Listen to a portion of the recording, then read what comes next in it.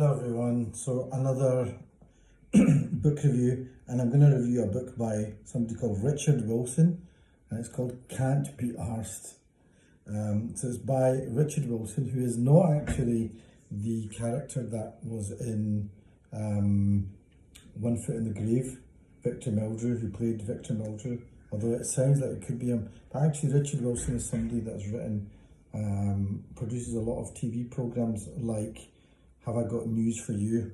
And that's probably why there's a quote by Paul Merton on it, and he says, "I'd like to say that this is a funny, intelligent, thorough account of not bothering to expand your horizons, but I can't be arsed," by Paul Merton. And then there's another one on the back, which is a terrific blow for freedom, richly comic, and that is a quote by Boris Johnson, which is kind of funny. So what is this Can't Be Arsed? It's basically, back in the 90s, you had all these books that were saying that a thousand places to visit before you die, or 1,000 things to do before you die, and all that kind of thing. So this is kind of like an antidote to that. So this was published in 2008. So it's a few years old now. So it's got things like, why you shouldn't do these things. Visit Machu Picchu, shower in a waterfall, see the Great Wall of China, go to Thailand, swim with dolphins. Yeah, I can see why you wouldn't do that. See the Taj Mahal, visit the pyramids. And then there's things like, drink a yard of ale, skydive, touch a tiger. There's a thing about meeting tigers. And then there's like the cultural section, which is albums that he just thinks are overrated, like Sgt. Pepper's Lonely Hearts Club Band, Velvet Underground, films like Citizen Kane, Taxi Driver, Singing in the Rain, and then there's like books like War and Peace, and just why he just thinks it's just so much is made of it. Enough culture. Running a marathon is one. Right, let me see, I'll pick one here. 188. 188. It is actually I thought it was quite funny. It's quite a good book to just pick up and read something that you think, I wish I'd done that, and then you look at it and you look at why they wouldn't. So run a marathon. We all know a lot of money is raised for charity by sponsored marathon runners, but we also know that's not the only reason they do it. They do it because they want you to say to them, "Oh wow, you've run a marathon. That's amazing. How long did it take you?" I could never do that. Running 26 miles and 385 yards somehow elevates them above someone like me who hasn't run anywhere for 20 years, or who gets a bit puffed out walking upstairs. Almost universally regarded as a true measure of what man can achieve if he really tries. If you can run a marathon, you have proved your worth to the human race.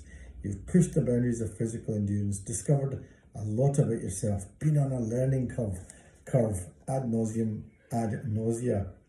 In reality though, it's just another thing to tick off from your list of achievements on mylifesbetterthanyours.com.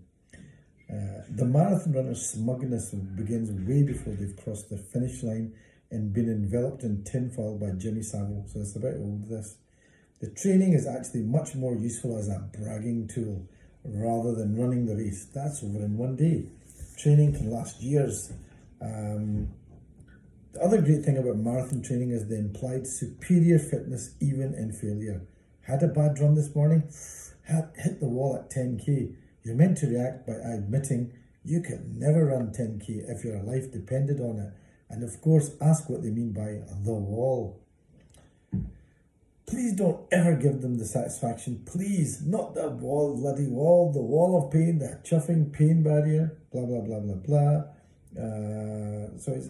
It's stuff like that. I'll try and find out, what is this?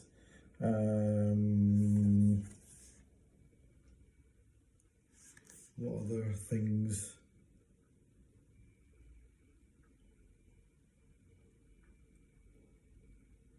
So, build your own house. If anything flies directly in the face of the can't be arsed ethos, it's this. Building your own house has to be the most time-consuming expensive, stressful undertaking ever. When I was younger and more stupid, I did up 2 houses, one after the other, renovated them from top to bottom. Blah, blah, blah, blah. Right, okay, forget that. This is a bit. What is this? Let me see. I'll just pick one out of random.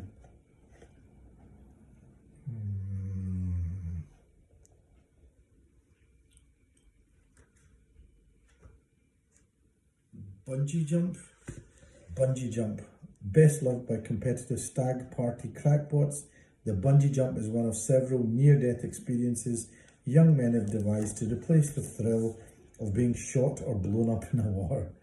So he basically goes on to some of the listed injuries and offered to bungee jumpers apart from severe cranial trauma include rope burn, dislocations, eye trauma and uterine prolapse. Nice to have a special little something for the ladies. Blah, blah, blah. I came across one particular unpleasant clip on the internet of a Dutch man. His jump was technically perfect apart from the fact he was so scared he upside down shat himself. Right, okay. And there's other things like, visit the pyramids. So I've seen the pyramids, so what does this tell me?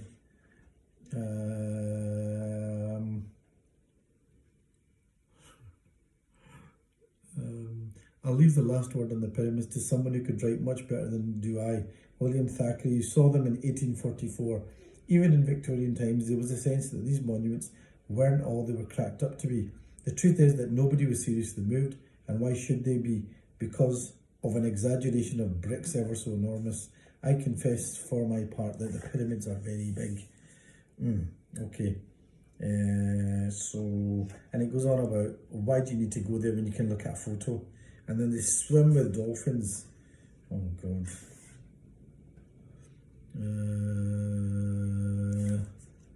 Anyway, it is actually quite funny, and it's quite good to have one of these just lying there. And when you do look at things and think, I should be going on holiday, or I should be doing that, or I should be doing that, my life isn't worth much. It is actually kind of funny to read this. Even some of the books and films, I must admit, it's quite good. He's got the thing about films and Citizen Kane, which has often been said is one of the best films of all time. And I've watched it and I thought, what's the big deal? And he kind of says that himself. So it's quite funny to have somebody, what did he say about it? I know Orson Welles was only about 5 when he made it, and he dug trenches for the cameras and filmed ceilings and told things in flashback, yada yada, and maybe no one else had done that before, but really no one should feel like they have leprosy if they haven't seen it. Anyway, interesting. Quite funny. I won't spend a lot of time talking about that. Can't be arsed. Quite funny. If you are sick of some of those books, which probably aren't as much in fashion now, because people can't really afford to go all over the place now.